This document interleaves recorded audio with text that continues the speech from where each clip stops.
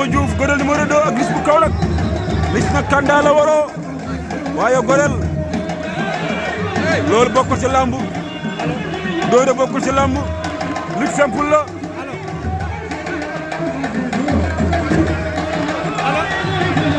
mi ngi noonu Gorel ak Liss bu Kaolack ñi la lamb bay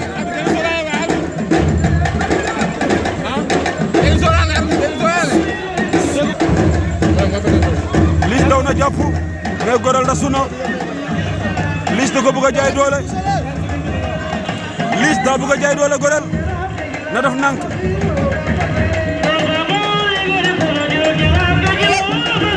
Liss daa bëgg a jaay doole Gorel Ousseynou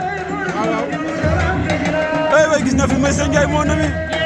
le sorcier de l'équipe Ocass Mbolo